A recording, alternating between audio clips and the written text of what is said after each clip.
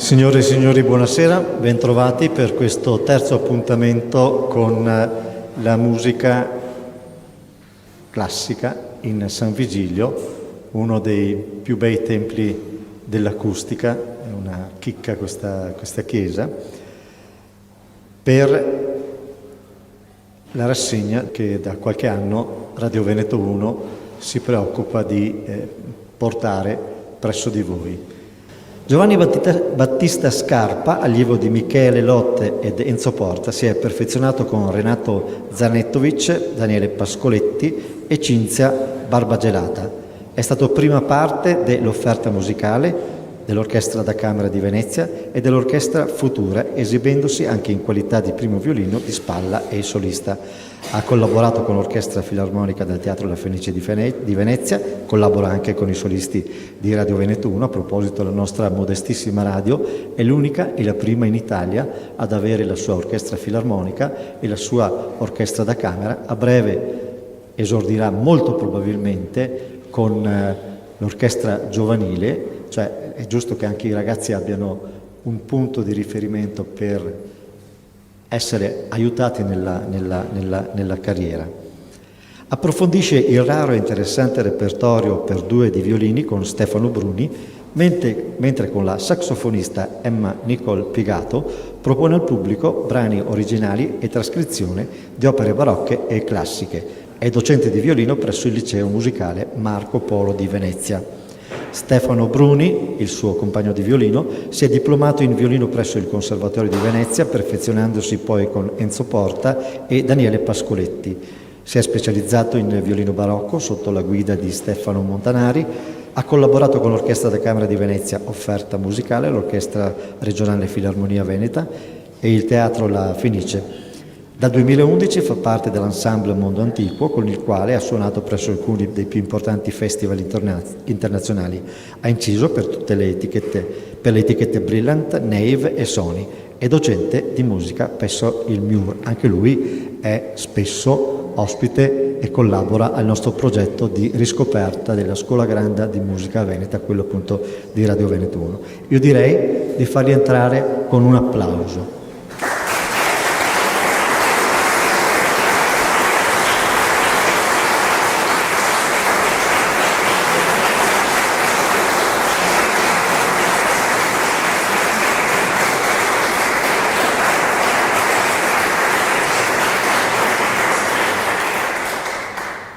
La presentazione dei brani questa volta la lasciamo fare direttamente agli artisti per la più puntuale messa, come dire, a punto della serata. Grazie e buon ascolto.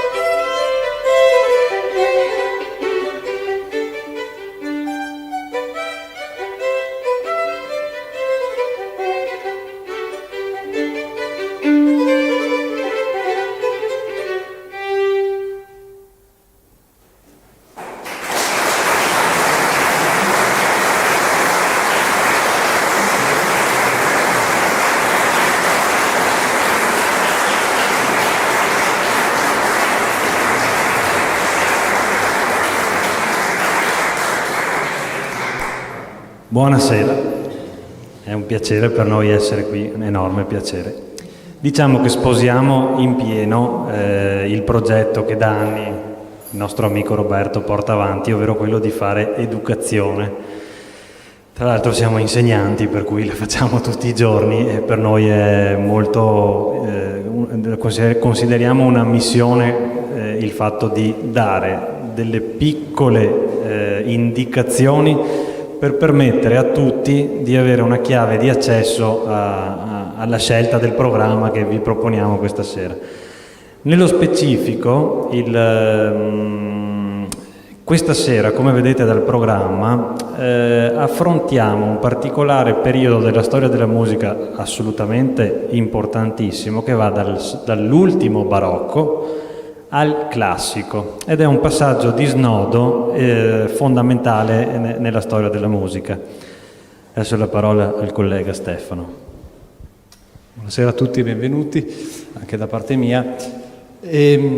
Faccio un salto indietro, ma ci metto proprio 5 secondi, di un secolo e mezzo rispetto all'epoca dalla quale traiamo i brani che stiamo presentando oggi, perché all'inizio del Seicento diciamo che nasce in qualche modo la musica strumentale, cioè si emancipa la musica strumentale da quella vocale, cioè ci sono dei pezzi per la prima volta scritti espressamente, la cosa è indicata per degli strumenti, senza quindi che gli strumenti debbano in qualche modo seguire le voci o seguire un testo. Questa cosa pone ovviamente un problema, perché che senso diamo a una musica che non ha più un testo, che non ha più un significato sopra? E ci sono diversi modi per fare questo. Sono tanti, io faccio solo gli elenco perché casualmente ci sono tutti questa sera, quindi gli elenco, dico proprio una parola per ciascuno. Un modo è quello che avete appena sentito, il canone, che è una forma di contrappunto molto molto stretta, ed è praticamente prevede che un esecutore esegua, diciamo, una serie di melodie, un brano, e l'altro esecutore a distanza ravvicinata lo ripropone pari pari. Noi avremmo potuto suonare questo brano leggendo sullo stesso identico foglio, semplicemente uno incomincia prima e l'altro poco dopo. Un altro modo lo sentirete adesso nel brano di Vivaldi, ed è diciamo quello che era nella tradizione poi veneziana della musica responsoriale. Nella Basilica di San Marco si alternavano 2 cori o 2 organi o 2 gruppi di strumenti, e questo in piccolo lo sentirete nel brano di Vivaldi che suoneremo adesso, perché i violini si invertiranno le parti molto spesso. Questo è un altro sistema. Poi abbiamo la variazione che sentirete al termine di un brano di Matheson che suoneremo. Questo è un altro modo molto, molto utilizzato. Poi ci sarà alla fine del percorso con Haydn e Mozart, sentirete molto la melodia accompagnata, cioè questa volta, soprattutto in Mozart, un violino farà, diciamo, la parte principale e l'altro l'accompagnamento. Ultimo, ma non da ultimo, e qui termino, poi diremo solo 2 parole dopo, riguarda la Gulliver Suite, che come intuite dal titolo è un brano molto particolare, perché è un brano che è anche descrittivo, cioè vuole con la musica, senza l'ausilio di un testo, descrivere una storia che è chiaramente quella dei viaggi di Gulliver, ma di questo ne parleremo dopo. Buon ascolto. Mi permetto, aggiungo solo una cosa in merito al brano che stiamo per eseguire. Il grandissimo Antonio Vivaldi, maestro assoluto, io lo definisco di orecchiabilità, è uno dei massimi esponenti della scuola veneziana e che farà da scuola a tutto il mondo,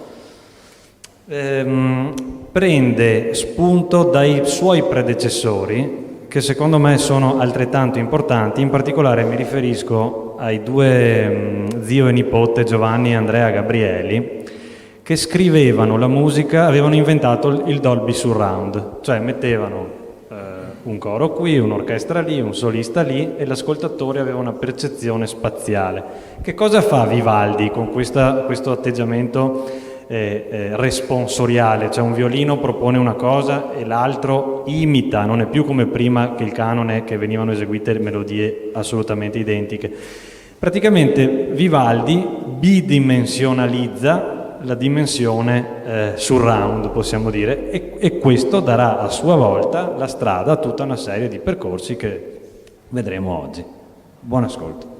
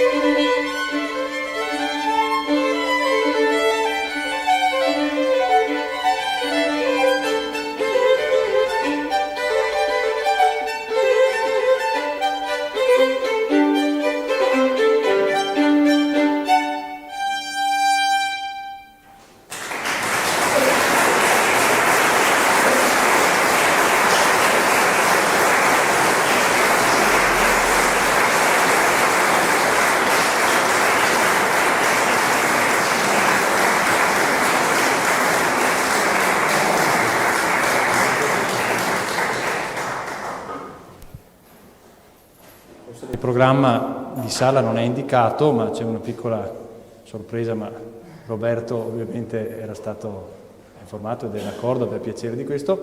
Nello spirito dell'epoca, spiego anche il perché del titolo un po' strano, che si rifà al famoso film Una poltrona per due, una valigia per duo. Perché valigia? Perché chiaramente la formazione dei due violini è una formazione molto agile, nel senso che si presta a suonare in tutti i luoghi, grandi, piccoli, senza bisogno di trasportare strumenti ingombranti.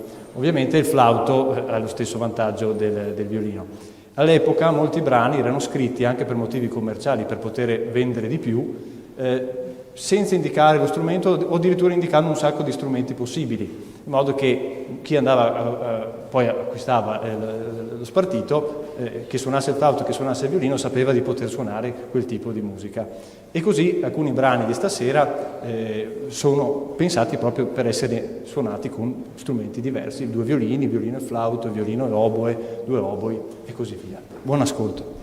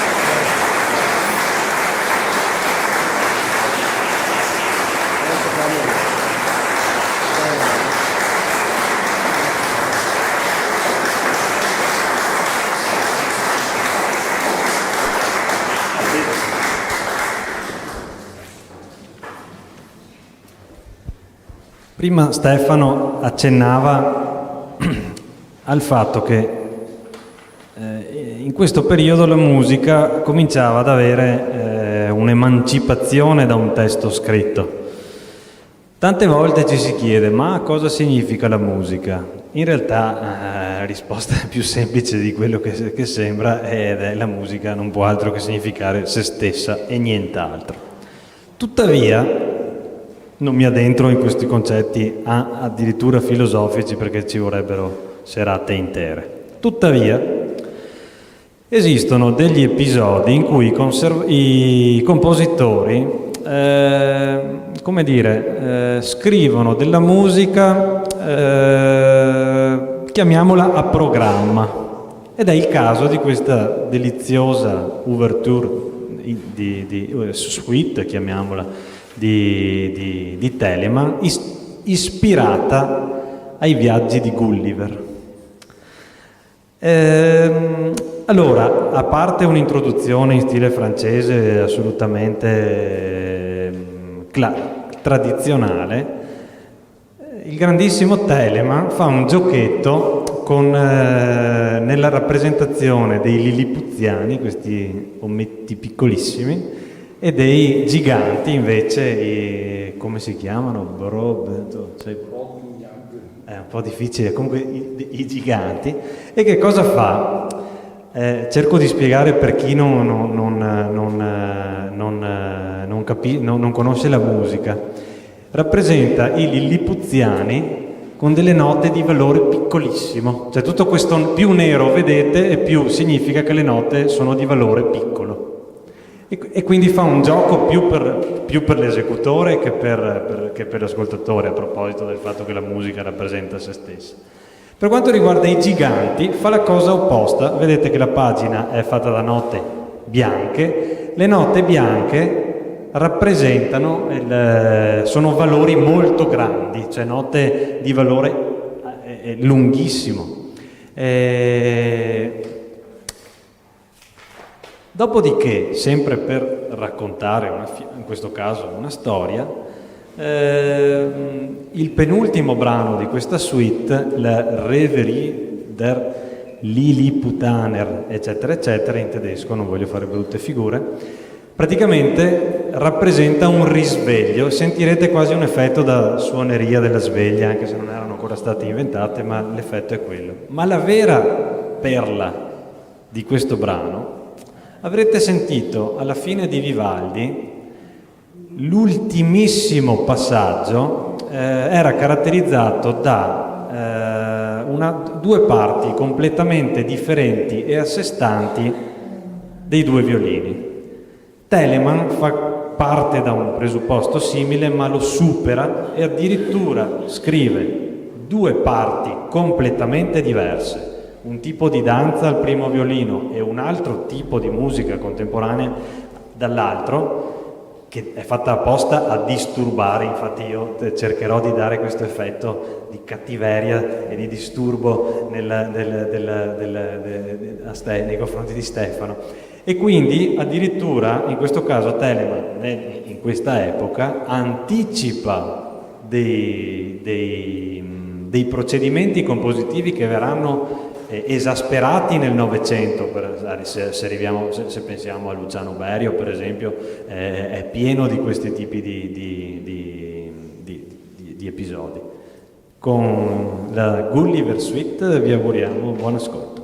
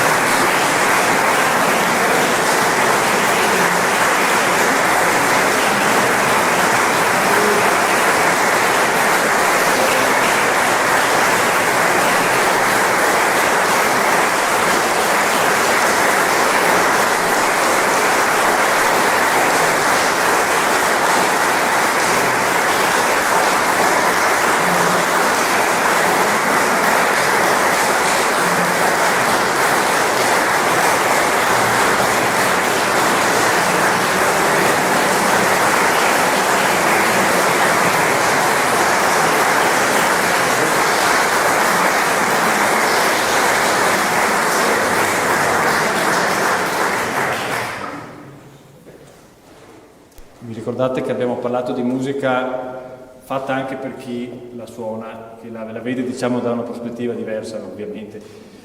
E il canone, mettiamo insieme le due cose, abbiamo un foglio qua in orizzontale che leggeremo insieme. E come mai in orizzontale questo foglio? L'ho messo un leggio apposta, perché uno di noi leggerà il foglio capovolto.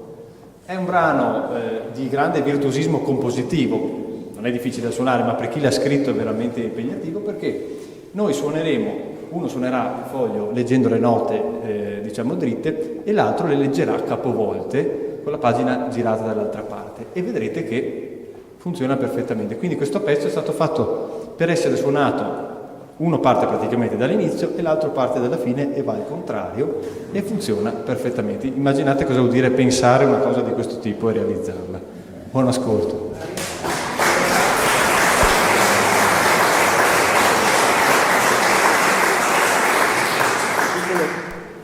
Un piccolo dettaglio di cronaca: la leggenda vuole che questo ragazzo, Mozart, abbia scritto questo brano di getto, cioè ha preso il foglio e l'ha scritto immaginando che la prima nota suonata da uno strumento era l'ultima nota suonata dall'altro al contrario, e così per tutto il brano.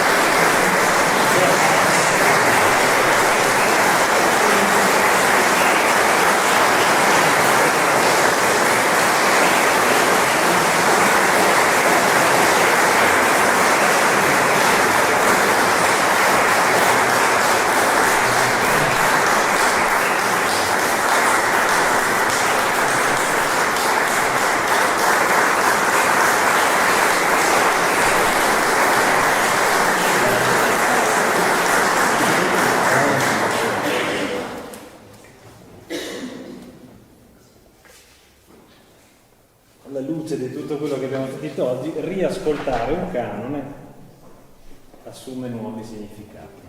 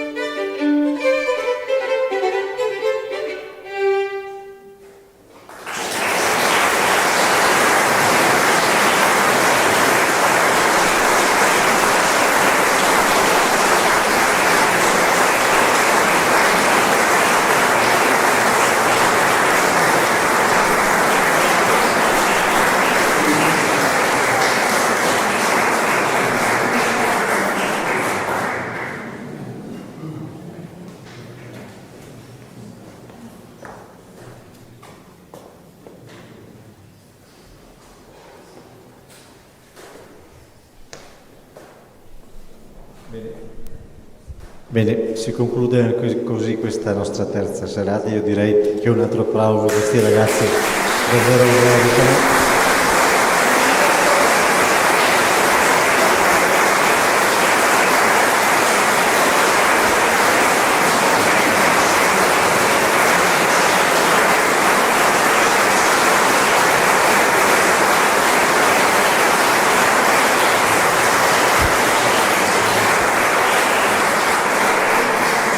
Direi che con molta classe, con uno stile unico, ci hanno dato le lezioni di quella che era la nostra terra. Grazie di questa splendida serata e voglio ringraziare voi perché avete dimostrato di essere un pubblico perfetto. Non c'è stato un applauso durante una pausa di concentrazione. Questo appaga. Grazie, grazie, grazie. Buona serata.